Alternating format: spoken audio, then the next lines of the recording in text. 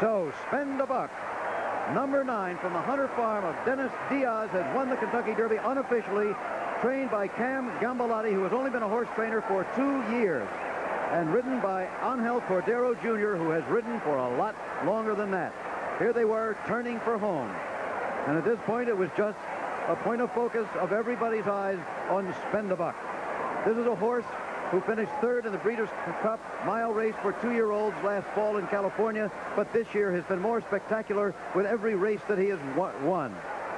In New Jersey, he won by 10 lengths. He won by 8 lengths. He came within 2/5 of a second of the world record in his last race before this, the Garden State Stakes.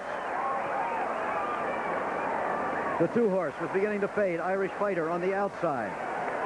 Chief's Crown making a belated bid, number 3. And Stephen's Odyssey coming from the rear, number 5. Stephen's Odyssey was in last place, and finally, as you will see, came up to get 2nd place unofficially in the Kentucky Derby. Here comes Spend a Buck to the finish line for his 42-year-old owner. Dennis Diaz has only been in this business for 2 years.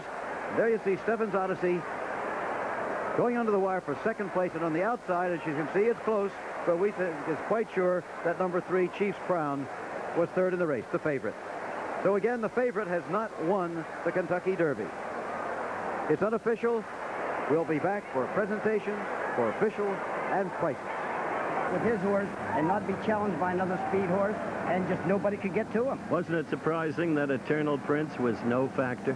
Well, I really didn't see the start real well, but evidently he didn't get off at his best, and when a horse doesn't get off good, then you're stuck trying, you can't rush him up, so you're going to try to save him and hope for the best. Of course, that helped Spend a Buck. Well, Spend a Buck maintained most of that lead on the backstretch. Oh, he did. No closing down on it. No, once he opened up, and he did it fairly easily. He's 6 lengths in front. At one time, I thought Chief's Crown might wind up and slowly start picking him up, but he just couldn't do it. Was there a tactical error by the rider or any other rider that you could see? Not that I could see. A horse getting off bad, that happens to anybody, and of course you might get faulted for it or something, but those things happen, unfortunately. And a Roman Rule, I didn't think that off really as good as I thought he would. No, he didn't. No, he didn't. All right, let's take a look at the race in replay right there, Cordero. And here you go, Bill. I was trying to watch about 4 or 5 horses in here, but I was really gearing on Chief's Crown. He broke well. Roman Rule that was on his outer, he didn't get the jump leaving there. Now as I come to the wire the first time around, Eternal Prince hadn't got off good. He's back there in about 5th or 6th position. He's in about 5th position right now in the dark colors. Cordero has taken the lead, and of course, like I said, without the other speed horse in there, he just was kind of coasting along. I imagine that Macbeth seized that opportunity. He realized what had happened, and he just wants to settle in there in second place. But Spend a Buck got a nice lead with his natural speed, and Macbeth was just stuck hoping that whenever he got ready to make his run, that he could pick him up, which didn't materialize. Spend a Buck would come back to him, but look, Spend a Buck keeps getting that lead, holding it, building it, building it, building it. There they are in the backstretch. Right. Chief's Crown 2nd. Once he built up that 6-length lead, he just sat there and just was coasting the best he could on him. And Macbeth, I imagine at this time, was just wanting to pick him up slow, not losing touch with him, but he evidently wasn't good enough to pick him up. Now, as I look down the backside, Proud Truth was way back, only had 1 horse beat, and I think Stephen's Odyssey was well back also. And now Chief's Crown 2nd, Tank's Prospect 3rd at this point. Once Tank's Prospect ran up next to Chief's Crown, he was putting his run in, but Chief's Crown held him away, pulled away from him to be securely in 2nd place and taken out after the leader. At this time, on the extreme outside, I believe that's Proud Truth making his run. He chose to go the outside. He must have had enough, thought he had enough horse, or was forced to go the outside. Stephen's Odyssey right now clear down on a rail in about 3rd or 4th position, right flat down on a rail.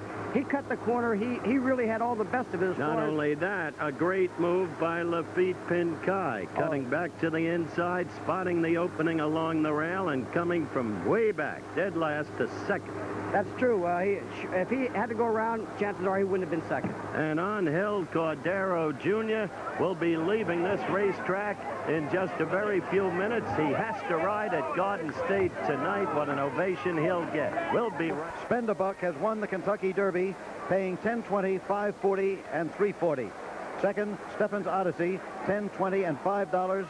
And third, Chief's Crown, the favorite, paying $2.80 on a fast track in the time of 2 minutes, 1/5 of a second, which again was the third fastest Kentucky Derby in history. The only horses ever to run faster than Spend a Buck were the Great Secretariat and Northern Dancer, the greatest sire of all time.